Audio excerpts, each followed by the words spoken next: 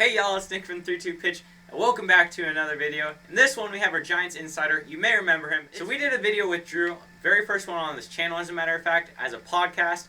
So today we're going to ask him a bunch of questions about Bay Area sports. So the first one we got, what are your thoughts about Madison Bumgarner signing with the Arizona Diamondbacks? So first of all, it's great to be back. Hello, everyone. I know that Nick's been doing a great job on the 3-2 Pitch, so I want to give him a lot of credit. We're going to get right into it. Madison Bumgarner, Bay Area sports. So one of the things that I have been talking about for the last couple of years was bracing myself as a Bay Area sports fan for the departure of Madison Bumgarner. And one of the reasons why was it really started when Farhan Zaidi came to the Giants. And the moment that he walked in the door, I knew right away that Bumgarner was going to be gone. And here's why. Farhan Zaidi was hired by the San Francisco Giants to change not only the culture, but to completely change the trajectory of this organization. This organization is not winning. They are not competing. They may have competed for half the season last year, or even close to the trade deadline, but that was a mirage. They were not competing. They were a team that is in rebuilding mode. And the Giants are rebuilding. This year, Farhan Zaidi's second year at the helm, where his first year he was able to get a ton of the pieces that he was not interested in having out the door, he is now continuing that process. He's continuing that process because that is what he was hired to do. He was not hired to make friends. He was not hired to keep fans. He was hired to turn around the culture and the winning of the San Francisco Giants on the baseball field. They are no longer a winning franchise. They are a losing franchise. They had issues after winning their 3 world championships. Here's why. Number one, Brian Sabean and Bobby Evans.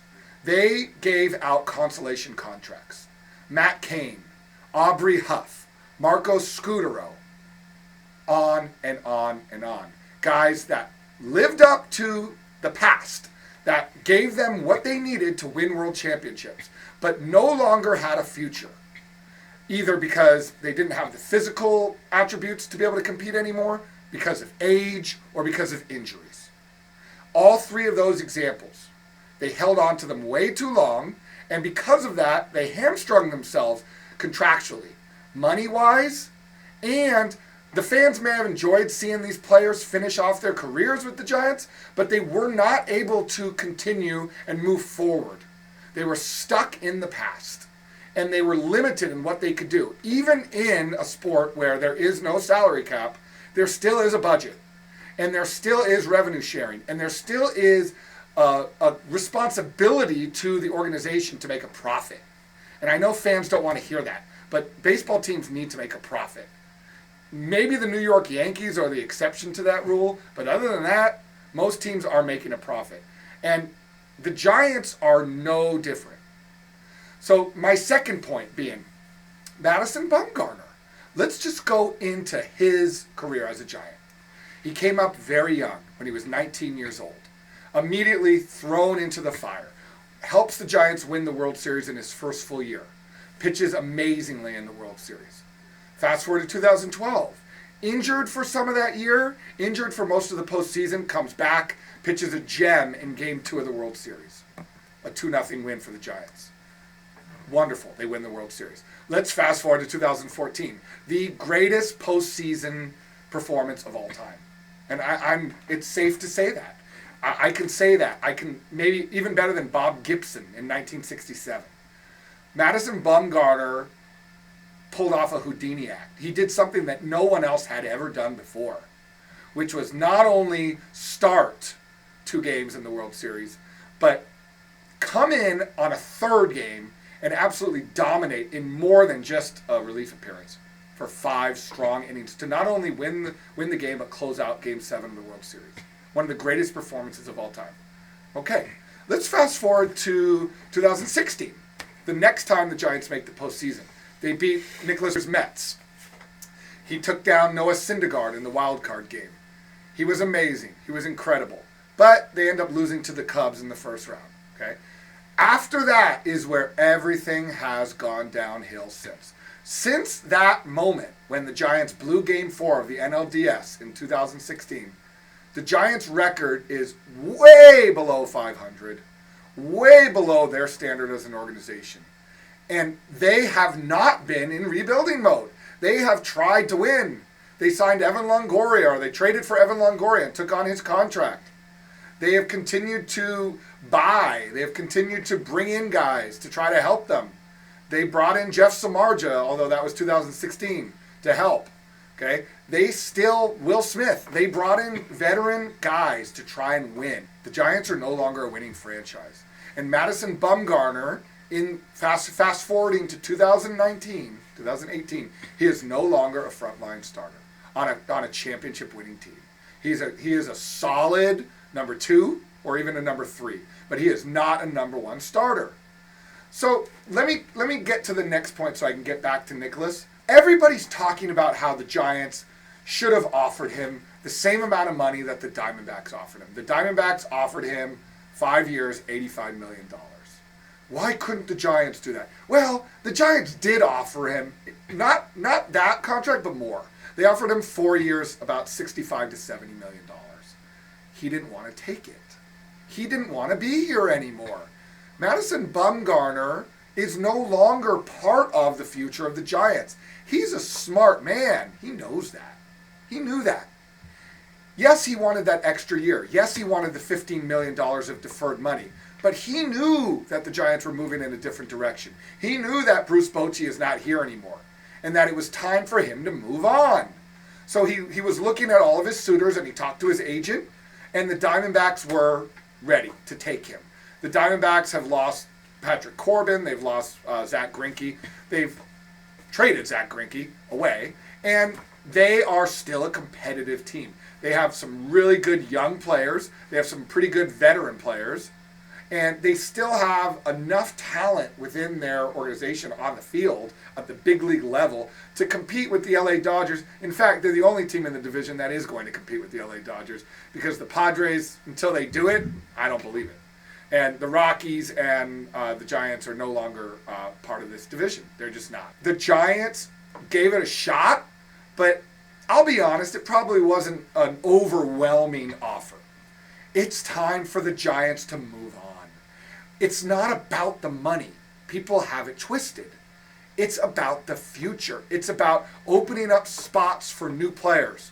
It's about giving young guys like Logan Webb, like Andrew Suarez, like Derek Rodriguez, some of their young frontline guys, Connor Menez, guys that may not be ready but need time, Tyler Beatty.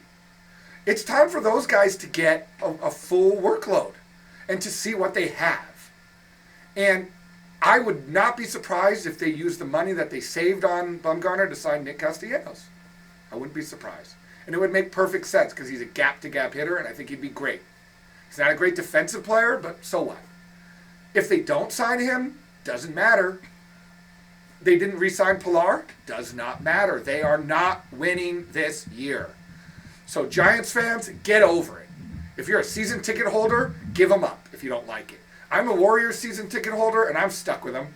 I'm dealing with it. I'm going to be okay. The Warriors will be back. The Giants will be back too. A lot of people gave up their season tickets from 2005 to 2007 for the Giants because they sucked so bad, and Bonds was at the end of his career. I have a friend who held on to him, and he was rewarded with 3 world championships. Giants fans, you do the same. See, I agree with what Drew said about the massive Bumgarner deal. The Diamondbacks, they did improve tremendously. However, I still don't think there's enough for me to say the Diamondbacks will contend with the Dodgers this year. It was a great step in the right direction. Bumgarner said this is one of his top choices to go in free agency.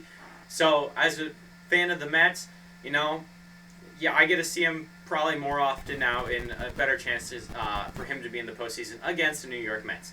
Anyways, while we have you here, Drew, I want to know what you think about the stadium changes of the San Francisco Giants, moving the fences in and moving the bullpens out into center field, as well as the state of the Coliseum and what the Oakland A's are planning to do with their stadium in the future. So I'm so glad that you asked me about that. I've also had a lot of emotions when it comes to AT&T. I still call it AT&T Park, now Oracle Park, formerly Pac Bell Park. And I'm really happy about the changes that they've made. And here's why. I love the fact that they didn't make drastic changes like some other stadiums have. For example, Petco Park, Comerica Park, where they completely brought in the fences to the point where it changed the dynamic of that stadium. And that, made it different from what it was and what it once was. So what the Giants have done is they've made some important and not radical changes, but slight changes to the fences. First of all, they've brought the bullpens away from the foul lines and they've put them out behind center field. Great move. I've seen the outline of what it's going to look like. The fans are going to be right on top of those bullpens. They're going to have sort of that nice view of the bullpens like they do in Seattle at Safeco Field. I think it's still Safeco Field, where the fans really get a chance to you get to sort of stand against the rail and have your beer and watch the guy warm up. I think that's pretty cool. Instead of just fans that are sitting in those box seats, like Nicholas and I like to sit on those sideline box seats. Well, you don't necessarily have to sit over there anymore to be able to, heckle the bullpen or heckle the guys in the bullpen. Number two, it's much safer. Look what happened to Mac Williamson. Poor Mac Williamson, our buddy. The savior, Mac Williamson, that really never made it. But, man, 2 years ago, he was on a tear. He was on. I remember I was at a game against Colorado, and he hit literally a bullet to left center field. I don't remember seeing a ball go out of the ballpark as fast as that, even when Bonds was playing. He had it going on. He hits the home run, and I think it was the next night. He's going for a fly ball down the left field line, and he stumbles over the bullpen and bangs into the side wall and concusses himself. And never recovered from that. Had headaches the rest of the year, and we're talking about 2017 or 2018. Was never able to recover from that. And it was such a shame because I feel like that was his opportunity. And he still never recovered from it, was cut, released, signed by the Mariners, had a few good games, and then was cut again and released. And now I believe he's playing in Korea or Japan. So there you go. That's how fast a career can change. And I really think the bullpen had something to do with it. And I'm not joking when I say that. And I think he would tell you the same thing if we had him here in the studio. Lastly, bringing in the fences. I think it is going to help a little bit, especially with the possibility of bringing in some more hitters. Because, yeah, they weren't really in on Bryce Harper, to be honest. He was way out of their league, and to be honest, I'm happy they didn't sign him. But they have a hard time bringing in big-time hitters. They just do. And it's a combination of the weather. It's a combination of that it's a pitcher's ballpark. And people don't talk about the fact that the tax. And that may have had something to do with Bumgarner, too. The believe it or not, the state tax is a lot in California. In Arizona, not that much. In Texas, nada. There ain't no state tax in Texas, which is why everyone's moving there right now. Not me. I'll never move to damn Texas. But I'm telling you, it is really going to make a difference. It is going to make a difference in how hitters are, thinking about coming to play at Oracle Park. I want to get into the A's real quick, and I'm not going to spend a lot of time on them, but I got to be honest, it's sad. It's becoming like almost to the point where you think of it in terms of the word insanity. When is this going to change? The definition of insanity, doing the same things over and over and over and over and over again and expecting different results. How long have we been talking about the Oakland A's and a new stadium? It started in Fremont. It started when they were thinking about Cisco Field. Unfortunately, that fell apart, and Lou Wolf ended up losing his share. Now, with the new ownership and a new president, Dave Cavill, yeah, they've done some great things to the Coliseum. They've got the owl tree in left center field. I went up there, kind of sucked. They had a pool table, big whoopee. Who cares?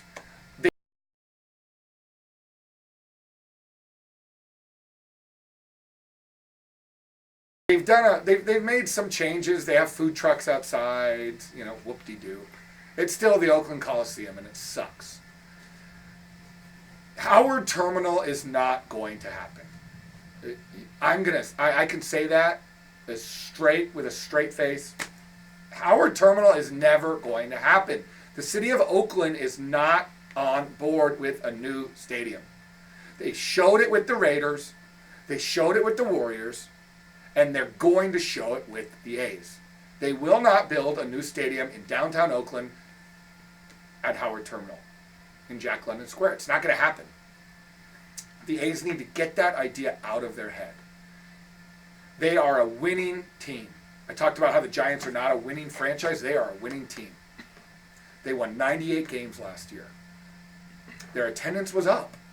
They sold the hell out of that ballpark for the wild card game against the Rays. The problem is they can't win that game. They don't have enough. They don't have enough big-time talent. They don't have the mentality to win in the playoffs.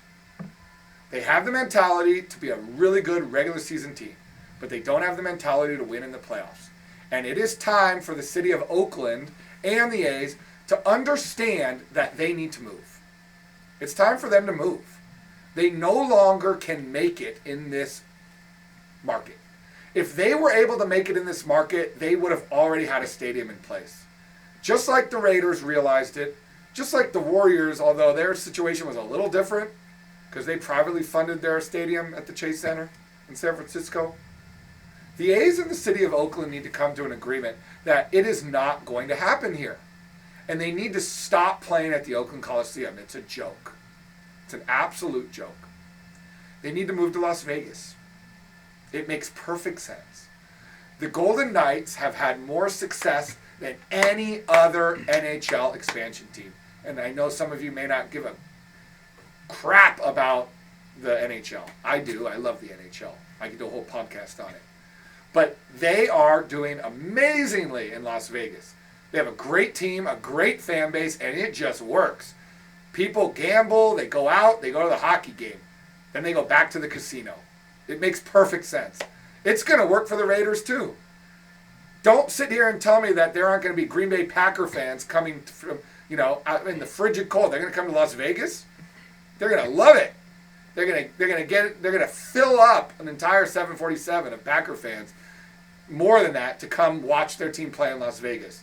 And you better believe that those casinos are going to set up deals for people to come stay and packages and you name it. Okay? Las Vegas is bustling. It's happening. They have a minor league team there. It's happening. It's great. It's awesome. I've been there. The Oakland A's need to move to Las Vegas. The Major League Baseball needs to get their head out of there, you-know-what. And Rob Manfred needs to understand, and I know he doesn't want the A's to stay in Oakland, so he needs to understand this. Baseball will work in Vegas. It's a perfect sport for Las Vegas. Yes, you need a retractable dome.